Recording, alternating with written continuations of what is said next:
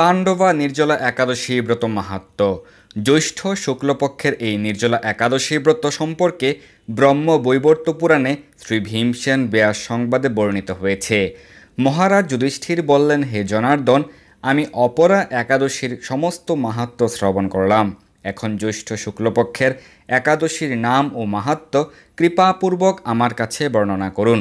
শ্রীকৃষ্ণ বললেন, এই একাদশীর কথা মহর্ষি ব্যাসদেব বর্ণনা করবেন, কেননা তিনি সর্বশাস্ত্রের অর্থ ও তত্ত্ব পূর্ণরূপে জানেন। রাজা যুধিষ্ঠির ব্যাসদেবকে বললেন, হে মহর্ষি দ্বৈপায়ন, আমি মানুষের লৌকিক ধর্ম এবং জ্ঞানকাণ্ডের বিষয় অনেক শ্রবণ করেছি। আপনি যথাযথভাবে ভক্তি বিষয়িনী কিছু ধর্মকথা এখন আমায় বর্ণনা করুন। শ্রী ব্যাসদেব বললেন, হে মহারাজ, তুমি যেসব ধর্ম কথা শুনেছ, এই কলিযুগের মানুষের পক্ষে সে সমস্ত পালন করা অত্যন্ত কঠিন, যা সুখে সামান্য খরচে অল্প কষ্টে সম্পাদন করা যায়, অথচ মহাফল প্রদান করে, এবং সমস্ত শাস্ত্রের সারস্বরূপ সেই ধর্মই কলিযুগে মানুষের পক্ষে করা শ্রেয়। সেই ধর্মকথাই এখন আপনার কাছে বলছি। উভয় পক্ষের একাদশী দিনে ভোজন না করে উপবাস ব্রত করবে। দ্বাদশী দিনে স্নান করে শুচি শুদ্ধ হয়ে নিত্যকৃত্য সমাপনের পর শ্রীকৃষ্ণের অর্চন করবে। এরপর ব্রাহ্মণদেরকে প্রসাদ ভোজন করাবে। অশৌচ আদিতেও এই ব্রত কখনো ত্যাগ করবে না। যে সকল ব্যক্তি স্বর্গে যেতে চায় তাদের সারা জীবন এই ব্রত পালন করা উচিত। পাপকর্মে রত ও ধর্মহীন ব্যক্তিরাও যদি এই একাদশী দিনে ভোজন না করে, তবে তারা যম যাতনা থেকে রক্ষা পায়। শ্রী ব্যাসদেবের এসব কথা শুনে গদাধর ভীমসেন অশ্বত্থ পাতার মতো কাঁপতে কাঁপতে বলতে লাগলেন, হে মহাবুদ্ধি পিতামহ, মাতা কুন্তী, দ্রৌপদী, ভ্রাতা যুধিষ্ঠির, অর্জুন, নকুল ও সহদেব এরা কেউই একাদশীর দিনে ভোজন করে না। আমাকেও অন্ন গ্রহণ করতে নিষেধ করে, কিন্তু দুঃসহ ক্ষুধা যন্ত্রণার জন্য আমি উপবাস করতে পারি না। ভীমসেনের এরকম কথায় ব্যাসদেব বলতে লাগলেন, যদি স্বর্গ আদি দিব্য ধাম লাভে তোমার একান্ত ইচ্ছা থাকে, তবে উভয় পক্ষের একাদশীতে ভোজন করবে না। তদ উত্তরে ভীমসেন বললেন, আমার নিবেদন এই যে, উপবাস তো দূরের কথা, দিনে একবার ভোজন করে থাকাও আমার পক্ষে অসম্ভব, কারণ আমার উদরে বৃক নামে অগ্নি রয়েছে। ভোজন না করলে কিছুতেই সে শান্ত হয় না। তাই প্রতিটি একাদশী পালনে আমি একেবারেই অপারগ।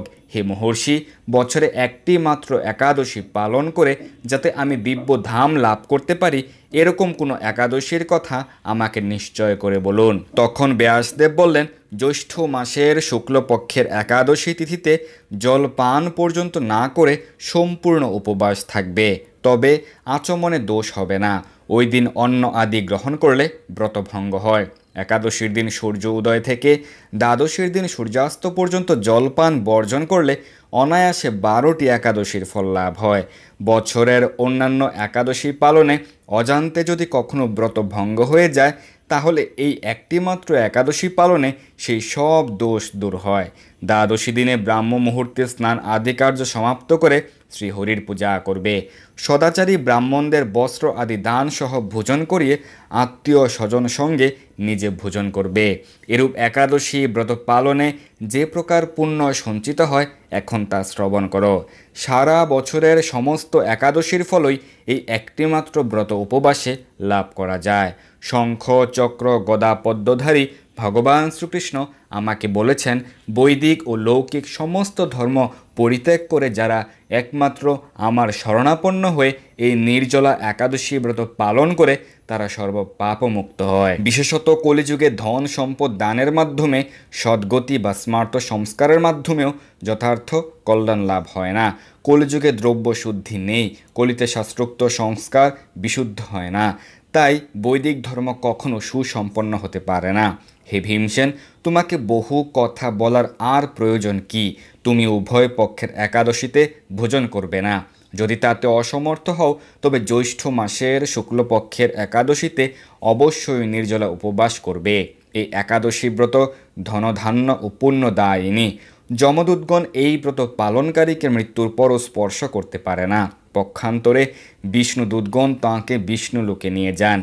শ্রী ভীমসেন ওই দিন থেকে নির্জলা একাদশী পালন করতে থাকায় এই একাদশী পাণ্ডবা নির্জলা বা ভীমসেনী একাদশী নামে প্রসিদ্ধ হয়েছে। এই নির্জলা একাদশীতে পবিত্র তীর্থে স্নান, দান, জপ, কীর্তন ইত্যাদি যা কিছু মানুষ করে তা অক্ষয় হয়ে যায়। যে ব্যক্তি ভক্তি সহকারে এই একাদশী মাহাত্ম্য পাঠ বা শ্রবণ করেন তিনি বৈকুণ্ঠ ধাম প্রাপ্ত হন। হরে কৃষ্ণ। এই দুর্লভ মনুষ্যজন্মকে সার্থক করতে যুক্ত হন কৃষ্ণ ভাবনায়। আপনার সকল ধর্মীয় বা পারমার্থিক প্রশ্ন জানাতে যুক্ত হন আমাদের টেলিগ্রাম গ্রুপে, আর এই ভিডিওটি শেয়ার করে আপনার সকল বন্ধুদের কাছে পৌঁছে দিন। ধন্যবাদ সবাইকে।